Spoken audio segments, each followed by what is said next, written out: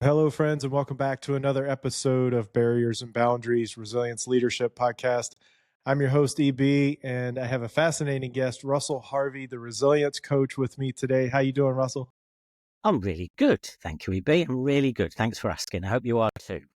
Doing well out here in California, and you're out there in Northern England and the UK and living large.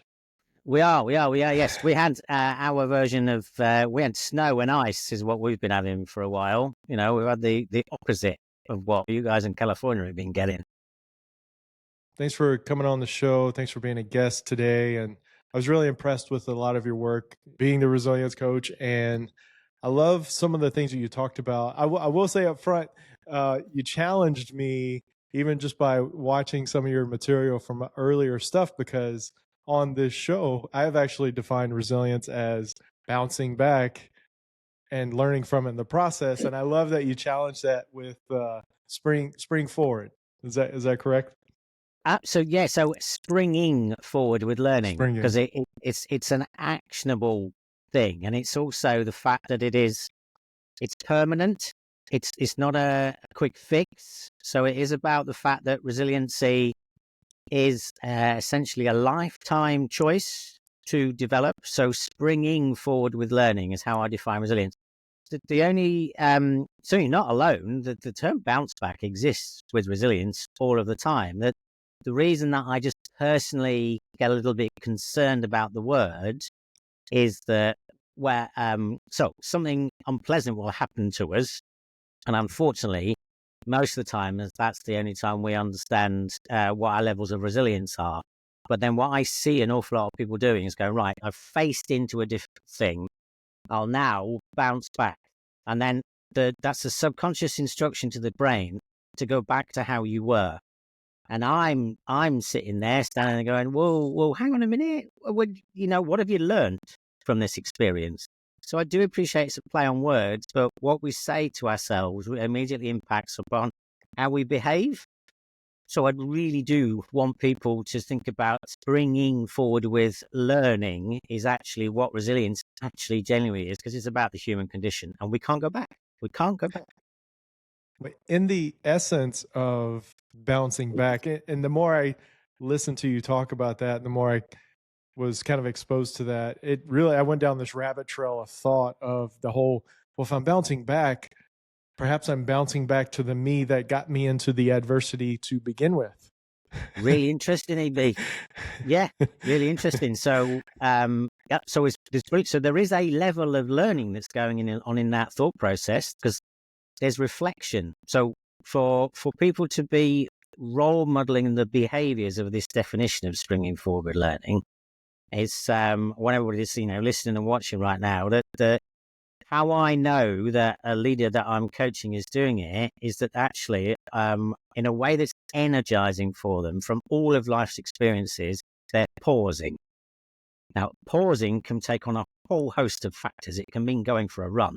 It can be having like a team meeting in a different way. It can be looking at the wall and just staring into space. But in your pauses, you're reflecting, you're recuperating, you're re-energizing, and actually you are rewiring yourself to take the learnings from your experience into the future. So it's brilliant that you sort of said you went down this rabbit hole. That's great around, maybe the me that I am got me to here. So that is springing forward with learning as a living embodiment. Absolutely, it's really good.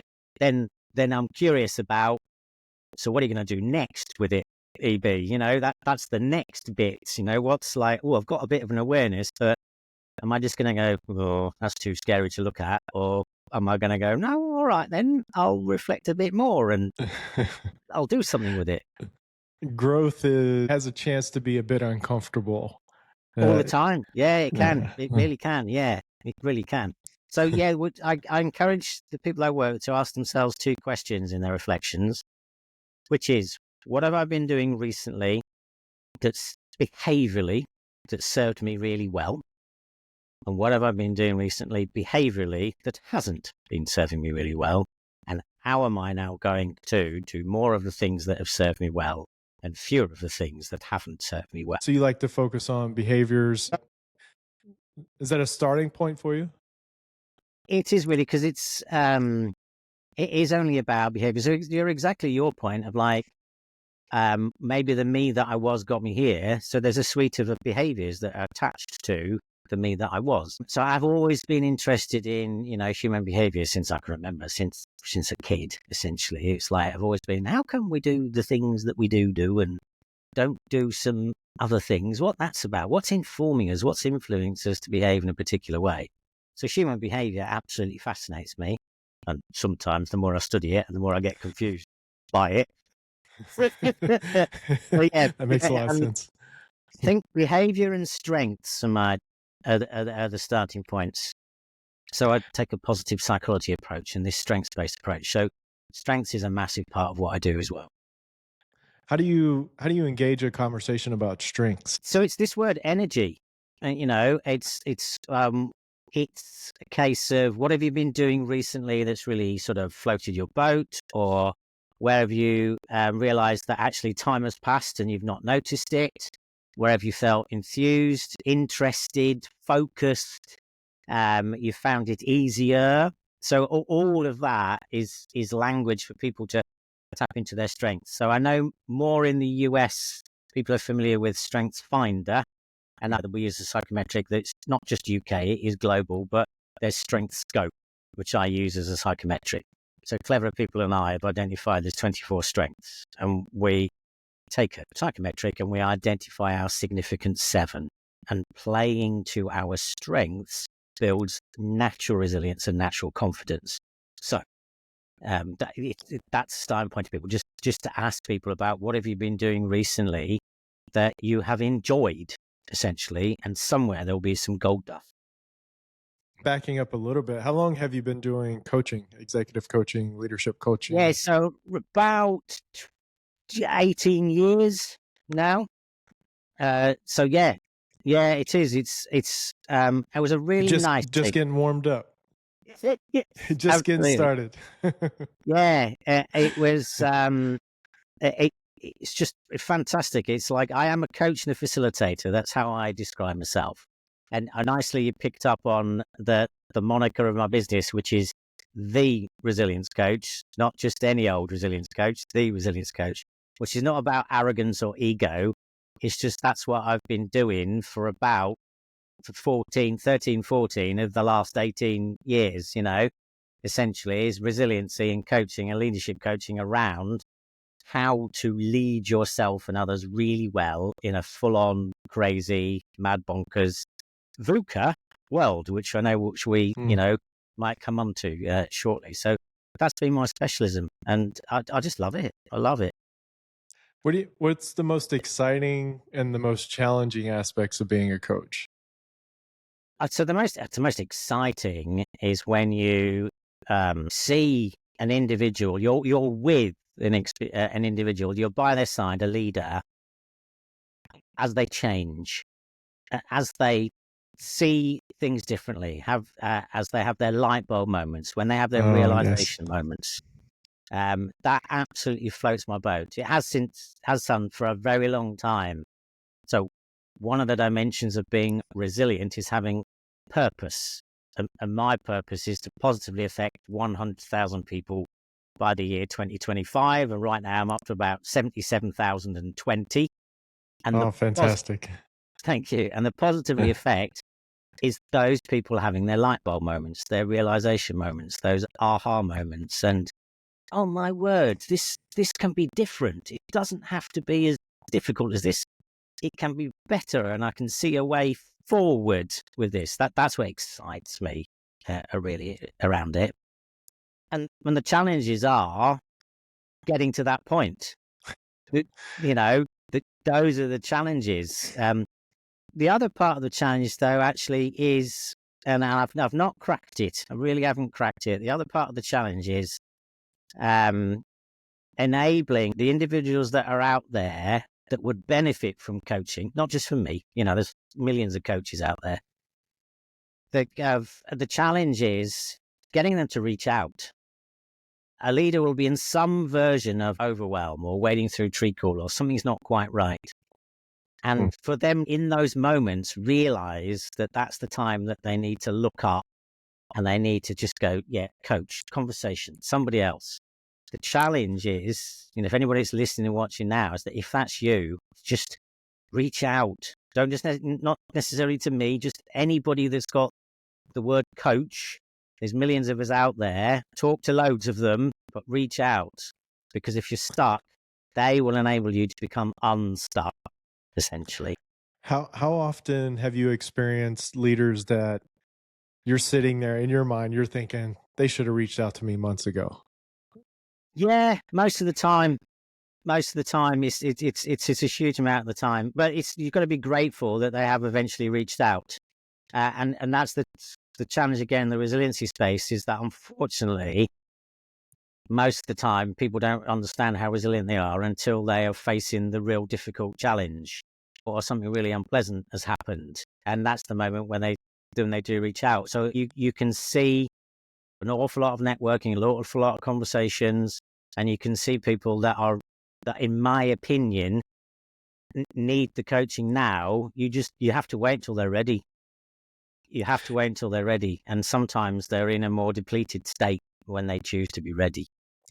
Any experiences where they reached out, but yet they're still resistant to change, to getting the help? They're just doing it because someone else told them to. There's loads of those. So yeah, that's the other part of the coaching industry, and that's what you do at your initial conversations, your chemistry calls about, are we going to be right for each other?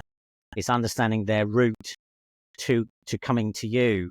If a larger corporate business is paying for the coaching somewhere, somebody in, a line manager or HR or learning and development will go, we think you need a coach. There's a real mixture of where that individual's going, oh, goodness for that. Or why? What's wrong with me? There's many conversations when I've turned up to a room and somebody else, and I've gone, do you know why you're here? And they go, not really. I was just told I needed to talk to somebody. And you go, okay, so let's start from scratch. And then when people do reach out to me directly through email or website, or they see us at a meeting, it might be a case of my team isn't performing, or this isn't working. Probably on the one where my team isn't performing, my question pretty early on is, how much do you realize that you're contributing to that? Is my question to the prospective client. And then depending on how they answer is going to give me a clue about what's going to go next. Because, some individuals will go, what are you on about? My team are just a bunch of idiots. It's got nothing to do with me. So there's a resistance there. And somebody else will sort of stop and they'll go, yeah, I was worried you were going to ask me that question. Oh, golly. Yeah. Any techniques to kind of help increase their vulnerability, their openness? So I suppose it takes a little bit of time, really. That's in the building of the overall relationship between the coach and the client. It's setting up the style and the feel of our coaching relationship, and in the chemistry call that we have, and them actually after probably 2 or 3 conversations. Some do it quicker. Some people turn up and go, my team's not performing, and I know it's my fault. If a prospective client says that, you go, brilliant. Okay, you're 99% of the way there. We'll build upon that.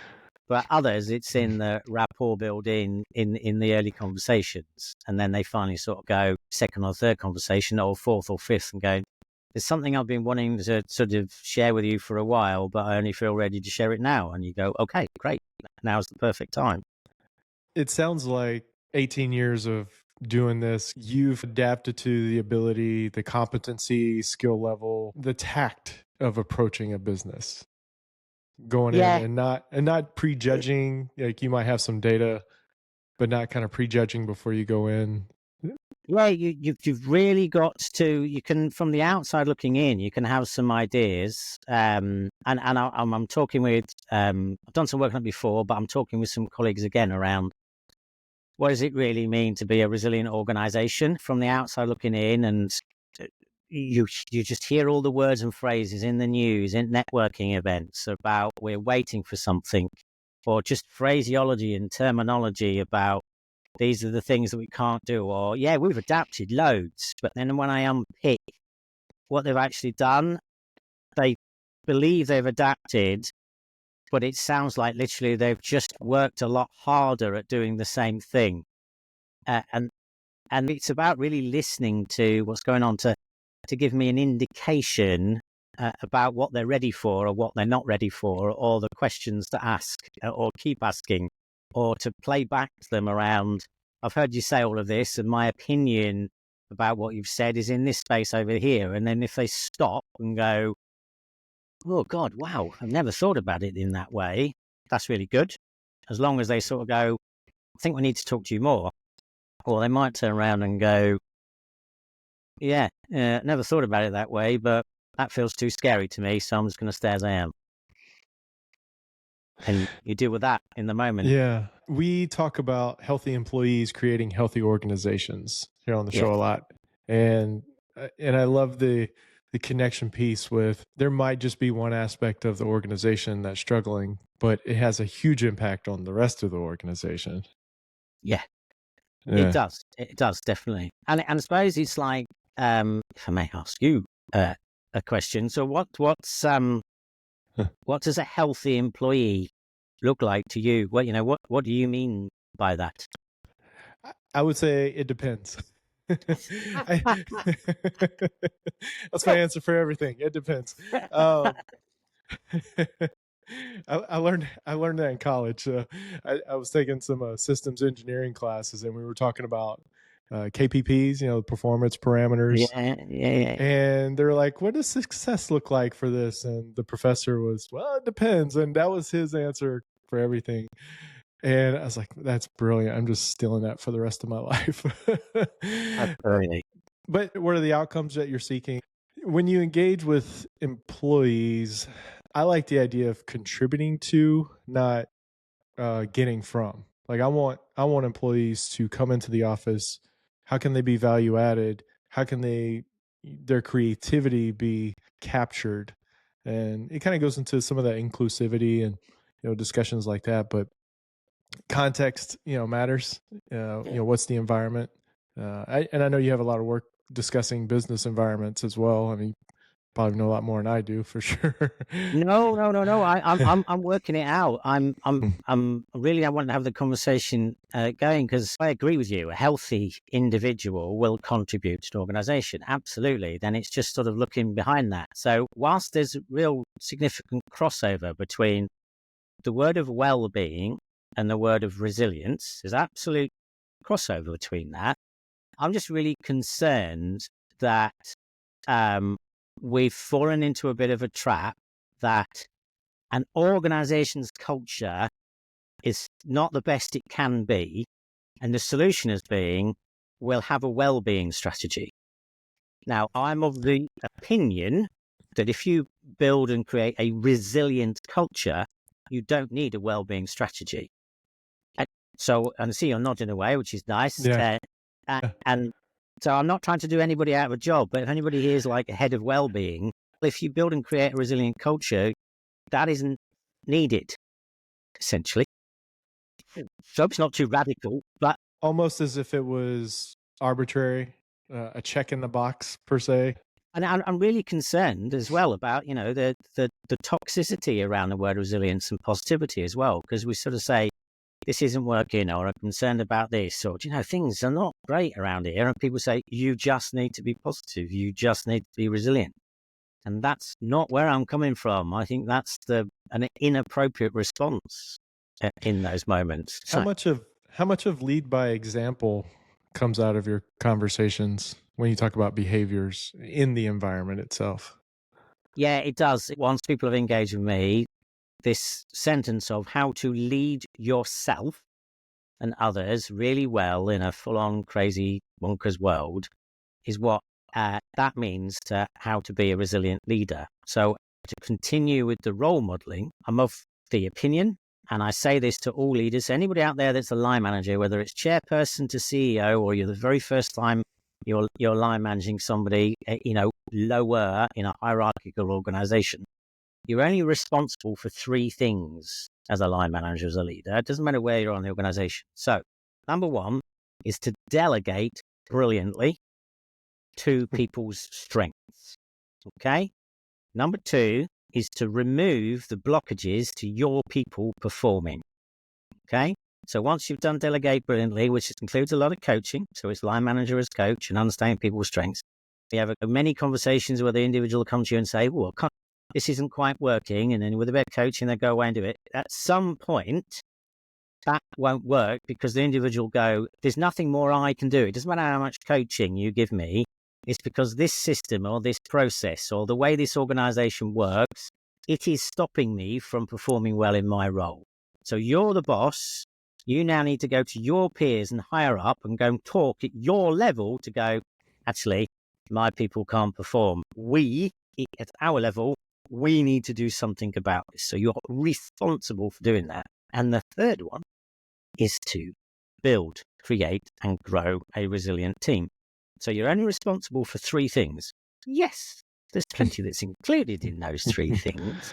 But when you get out of bed every single day as a line manager and a leader and you can get confused and go, what am I here to do? Please remember the rule of three. And then look at everything that's on your desk, all your emails, all your meetings that you go to and ask yourself the question, how many of the things that I'm involved in day on day and week on week are meeting these three things? And if they're not, stop doing them, which I know is way easier said than done, but that's how you become a resilient leader. The resilience triangle there, three sides. And that second point, obviously, this being barriers and boundaries. What are the obstacles leaders need to remove? That's the job of a leader, is to remove obstacles for your staff, your team. Yeah, it is, and that's difficult. It's hard. So when you do a leadership development program, and you can sort of get in front of and facilitate sessions with levels of line management to go, you're responsible for removing blockages. If you've got all of these people in the room on the training course to go, oh, okay, so when they go back into the workplace, they'll go to their meetings and go, right, on our agenda, how much of our agenda is about removing blockages to our people performing? You've got a chance then that they'll be looking at each other going, we're supposed to be removing blockages. Are we doing this? Are the conversations that we are having, are they removing blockages or are they adding blockages to our people performing? I'm thinking about the amount of personal obstacles an employee may have that the organization leader may not be thinking about. Commute time, childcare, school schedules. How much of personal obstacles come up in conversations when you're talking to leaders about, hey, there's a key aspect to your business developing and growing, but it's not actually the performance or the sales numbers. What if it's just simply you need to take better care of your staff and having honest conversations with them about their needs? It's a huge part of it, So if you think about come back to this resilient organization. So one of the ways in which me and a couple of colleagues are playing around with this is like an organization needs to create the conditions for peak performance. Okay, that's what the organization needs to do. And this really came up throughout the pandemic. And we're still talking about now. We're still having a bit of a black and white conversation about, do you want to be in the office or work from home? And beat me to the punch asking that. So he's thinking about the fact that any team or organization, I've got my fingers and hands on now, it's like you've got all these KPIs and stuff and targets and things that need doing, and you've got these humans, and it's literally when you put them together, do they miss or do they interconnect nicely and intertwine nicely? It's still about taking an outcomes approach. It is what I talk to teams and line managers about, to go, your team, your function department has to do all this stuff, and you've got these humans with their strengths. So if you take the whole human, and it's just how much does it really matter to you, how often you actually see them, if in your interactions with them, your conversations about what they're doing and how they're performing are giving you enough information that the things that they need to be doing are happening, what does it matter where it happens? If they choose legitimately and it energizes them to do things at different times of day to 9 till 5, so what? As long as they're happy and they're not working like until 9 or 9 till 10, is to go, actually, this individual chose to go for a walk in the morning, take their kids to school or whatever, but then they did a couple of hours in the evening, but they were happy to do so. And actually, well, next time you have a one-to-one with them, it's like you have been delegated to do these things and they're all happening and you're doing them well and you're feeling good and I'm happy. So what does it matter That about is putting a all of the structure in that is a place? very impactful conversation. I could just imagine the challenge for some to go outside their normal boundaries of what they think productivity is in their workplace. And when you add into that, delegating to somebody's strengths, so delegate brilliantly is exactly in this outcomes approach. Is to go, okay, we've employed you to do this job. Yes, you've got a job description. Let's really unpick about how much of this energizes you, plays to your strengths, how much of it doesn't, okay, but you still need to do them. So what strategies are we going to put in place to support you when you have to do the things that energize you less? And that's the approach that you take. And I've done it in organizations that it with like 1,500 leaders to a large program about delegating, calculating what that was. And a number of different heads of functions just went, oh my God, I am literally just going to completely, that's exactly what I'm going to do. I'm literally going to get everyone together, 200 people, and go, right, our function is this, does this stuff, and the 200 of us need to do it. So who wants to do what? Who wants to who? And it's like, we're going to put some structure around it, but who's interested and excited in which bits? Like, right, they're yours. Okay, what's left? So we just need to find a way to do things. And yeah, there was a department of 200 people, and the leader, role modeling, going back to an early question, just went, yeah, it's literally just, it's dead simple, Russell. I don't know why we haven't thought about it before, but they got it, they understood it, they believed in it, they could see the value and the benefit in it. Would it be safe to say the outcomes are an expression of the behaviors of the organization? I think so. Tell me a bit more about what you I'm just mean. thinking about like when their expectations, their values, their behaviors, all of that's going to come out in the performance of the organization, the outcomes, the deliverables. So I'll just talk about something else and bring it back exactly to that. So yes, I do agree with you. And so if anybody ever asks me, how do I build my resilience, Russell? I have, which you'll have seen on my website, I have the resilience wheel. She's got 7 pieces to it, and it's a build upon all the Robertson Cooper work. So you can take this resilience wheel from an individual basis, from a leadership point of view, from a team point of view, and an organizational point of view. At the heart of resilience is our attitude. So conversation you have with an organization is, what's your attitude as an organization? You can get a sense, you can get a feel of it, If you walk into a head office and you walk around, you can feel the attitude. And also one of the other dimensions of being resilient is, what's your purpose?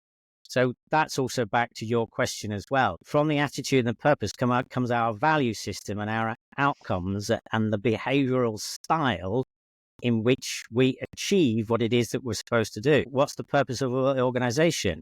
They might say that we've got the values that we want to look after our people, but actually what actually happens is all your people are burnt out and miserable and unhappy. But if you genuinely sort of say, do you know what, our purpose is to create the environment for people to perform at their best, and we all genuinely get that in our head, hearts and guts, what that means and the leadership behaviors we need to do, then you'll meet that purpose. Everybody will be resilient, and as a consequence, people will be well and they will be happy. And so you may not need to do some separate well-being programs. I'm not trying to stop, colleagues in the well-being space from getting work. It's important, but I'm just like, I'm really concerned that we're doing another sticking plaster in those instances. Would you encourage those who don't have a well-being program or plan in place to at least start with that, just so they can learn and then slowly build that in, or keep the plan on the table for the time being? So if right now, if there's, people that are listening in, or people are working within organizations, if you've currently got nothing around that and you choose to do, we need to do something around well-being, there's a risk you're going to go down a rabbit hole, and you're going to create this well-being culture and you're not actually fixing the problem. So there's a risk it's the wrong solution to the wrong problem. So I would encourage people, as long as it doesn't sound arrogant of me, is have a resilience strategy, not a well-being strategy. And then go and talk to some resilience specialists about we need the resilience strategy, Can you help us with that? And the consequence of that is that your employees will be well. The importance of the strategy and being mindful of the resilient culture in the organization. I want to touch on that VUCA. Is that how you say VUCA? Yeah, VUCA, absolutely. VUCA, Yes, okay. yes. And because, that's why you need it, right? It's because of the world that we live in, something that you talk about a lot. Can you share more about your engagement with that?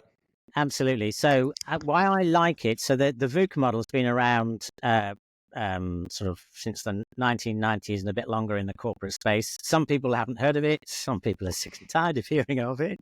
However, it's still relevant. So the reason that I think it's still relevant and I personally like it is that it's once you unpick it, it's a really great way to find a better way to have a conversation about the sentence of change is constant. So we've been saying for quite some time, change is constant. But I don't think we've been supporting people well enough to really understand what that means and what they do about that. So to start with, VUCA is a load of business buzzwords, EB. So just bear with me. I'm going to say 8, words that we could just swallow. And, so the world we live in is volatile, uncertain, complex, and ambiguous. And nicely to counteract it, it's the same acronym of VUCA, that we need vision, understanding, clarity, and agility. Okay? Once you unpick each of these 8 words and understand that behind each one there is a meaning, there's an attitude and skills and capabilities and behaviors behind each one, you get to understand much better about what it really means to be in a full-on VUCA uncertain world. And they all link to the capabilities and the skill sets around resilience. So resilience and VUCA are interconnected, essentially. I love it. Yeah, I'm not too familiar with some of this discussion, so I'm learning on the fly here as well. Clarity kind of sticks out to me as something that I'm just drawn to naturally. I'm a big fan of having the right information and maybe the right attitude behind it. Clarity is the counterbalance to complexity. So the clarity piece is, so our starting point is we understand that we don't know an awful lot of what's going on and we're unsure. Complex. We don't understand how things are interconnected with each other. So what you need to do in the clarity space, and this is linked to delegating brilliantly, okay, and playing to people's strengths. Everything's all interlinked in here, EB. It's, as in terms of making it easy for people. It's not a whole suite of separate things. It's actually that connects with that, and that connects with that, and that connects with that. So it all meshes together. So this is about having a quality conversation about what do we know? What can we get clarity on? Now, sometimes the conversation is the only piece of clarity that we're going to get is that there isn't any. Okay, so we are clear, but we haven't got any clarity. That's the clarity that we've got. And sometimes that's the starting point. And you go, okay, all right then, I have clarity, that there isn't any. That reminds me, there's a neuroscience book called The Quiet Leader by David Rock. I don't know if you're familiar with that. And, I've heard of it, yes. And one of the kind of the models for learning that he presents in the book, the starting point is unconscious incompetence. Like you don't know what you don't know. Totally. And hopefully in the conversations that you get, you will start to get a level of clarity about, imagine it's a line manager with an individual, no matter where, it could be chairperson, CEO, all the way down in an organization. You sort of say, okay, so I'm delegating this thing to you that I need you to do. Okay, so we need to now sort of talk about what's the boundaries that you've got to work within. So you get clarity on the boundaries. The boundaries might be the most important thing that we do here in terms of you achieving this task and activity is that you really must consider the company value of. Okay, that's a boundary. That's a piece of clarity that you've been given. Or there's this much budget for it. It's not always about the money, but you'll be given something. It might be like 3 things, so it's a triangle, 4 things, so it's a square, and you go, right, that's the clarity that you work with. Well, if you know those financial limitations that you have to work with, that will help you get clarity. There was another one that it was kind of subtle, but it goes back to your point about delegating well and the roles of the people on your staff. So There you you go. can start like, man, this is so great because this is where you start to unpack this. And well, if there's complexity and we're seeking to get clarity, what do we know, as you talked about? And some of it just starts with, well, I know what role I'm in. I know what role you're in. I know how much money we have. I love talking about this stuff. I love having this type of conversation because it's just communicate, just talk, and you're going to start to figure things out. But having someone like you come in and guide and facilitate those conversations, there's a lot more benefit to that I think people understand, just because you come in with fresh eyes, you come in with a perspective on what does healthy look like, what does success look like, and you're able to ask those questions. And I was curious about the behavior, maybe the values and purpose. How often, or what's your experience with organizations or leaders not even knowing their values? Is that common? It's highly common. It really is, because one of the dimensions of being resilient is having a purpose. So I talk to my leadership clients and teams to go, so what's your leadership purpose, or what's your team purpose? And I don't think yet anybody has instantaneously told me, ever. That's fascinating. That's eye-opening. I mean, that's very insightful for your experience to be able to share. Hey, look, we got to start. And for you, it just these are the basics. These should be your bread and butter. These are the things that everyone should be able. What's the mission of the organization? What are your values in the organization? But they might have a lot of things written down, and sometimes the response is, "Oh, golly God, yeah, somebody else came in and we did a team charter and things like that." And I go, "Where is it? It's in a drawer." And I go, "Yeah, so that's not what I mean by a team purpose or a leadership purpose." So yeah, the leadership purpose is, how come you're getting out of bed each day? How come you're doing this? And they will start to say some things, but we take a step back from it and look at other aspects of the resilience wheel, and then it starts to become clearer for them, so they get some clarity on their leadership purpose. So, and the team purpose as well is so much for me around a human level.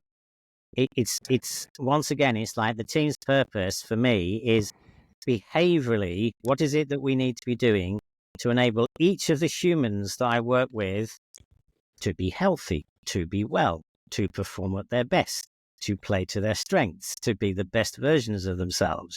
You go, that's your purpose. So what are the behaviors that you need? I lived in Japan. I've lived overseas quite a bit. I lived in Japan for a year, and long before the book came out, I knew about Ikigai. And the way that they discuss it, it's that which wakes you up in the morning.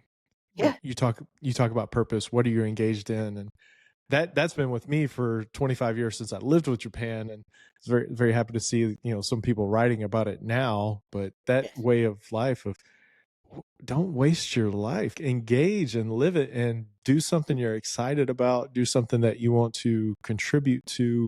Just to clarify, sometimes a lot of people may be able to sort of say, because they might be on a wall or on a poster, they might be able to say, oh, our organization's values are, and then go, yeah, and I'll go stand in front of the posters they can't see anymore and go, that's not the question I'm asking.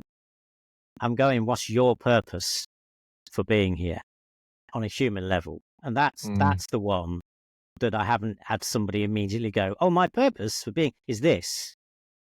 They might be able to tell me the organization's values, or like, oh yeah, we did a team charter, but there's a difference in it for me in terms of how I'm talking about it. It sounds like that could be a great way to do some team building as well when you just use it as an opportunity for them to get to know each other. Yeah, absolutely. You can get to know each other differently based upon their strengths. So if you walk into a room of, so anybody that's listening now, any line manager that's listening now, watching now, if you're a line manager and you've got 4 or 5 people in your team, how well can you right now on a piece of paper write down the top 3 strengths of each of your individual members of staff? Can you write down the top 3 things that float their boat? The top 3 things that they really get enthused by, that they really love doing? Every line manager should, is an amazing word, should, EB, be able to go, yeah, Fred likes doing this, Mary likes doing that, EB likes doing this, Asif likes doing that. But as a leader, you're supposed to know those things because you're supposed to be delegating to those things, delegating brilliantly with those in mind.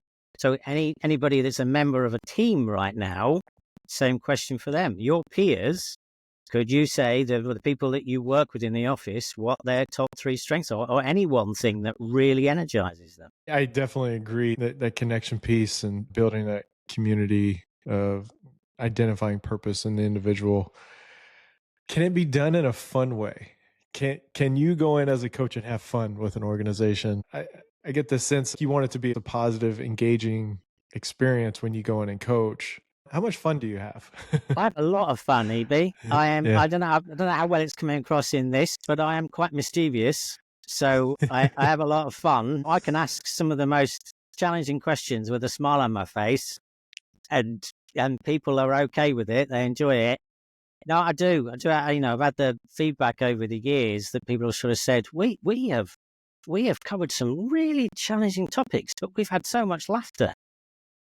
So I don't quite know exactly what I've done, but there's some element of my style of like, yeah, this absolutely does need to be fun. There's often been some emotional negative outbursts as well, as we've had to go to places where people have been really struggling, but we bring it back. So yeah, short answer is I have a lot of fun. I have a lot of fun. I picked up that essence all the way from UK to California as we've talked for a while here. I appreciate that. And what's the best way for listeners, viewers to connect with you, see what you're up to? Yeah, what's the latest going on with you? If you put in anywhere The Resilience Coach and Russell with 2 S's and 2 L's, it's Russell The Resilience Coach. So the website, theresiliencecoach.co.uk, social media, The Resilience Coach, email is russell@theresiliencecoach. So that's how you find me, essentially. Excellent. Any final remarks as we kind of wrap up here? I appreciate your time and your willingness to share, and a lot of great stuff. But please remember the definition of resilience of springing forward with learning. That's what I would like you to just keep saying that to yourself as a bit of a mantra, and go, okay, yeah, what springing forward with learning? What does that look like and feel like for me, essentially? Perfect. Please go check out his website, check out his socials, and connect with him. Invite him to your business. Invite him to meet with you, and just stay connected so you can grow, your organization can grow. It's not an arbitrary conversation to talk about resilience. It should be very influential throughout the ranks there. Thank you, Russell. I really appreciate it. I appreciate you. Okay, my friends, that was Russell Harvey, the resilience coach, all the way from the UK. As you're listening and tuning in, a lot of great insights shared today. He talked about springing forward with learning. He talked about delegating brilliantly to people's strengths and removing obstacles, and building and creating and growing resilient teams, and just a whole lot more of information that was covered, obviously. Comment below what were some of the insights for you. What were some things that challenged you, or things maybe you hadn't thought about before that you really took interest in. And we're going to keep fighting the good fight here at Barriers and Boundaries. And until next time, EB out here.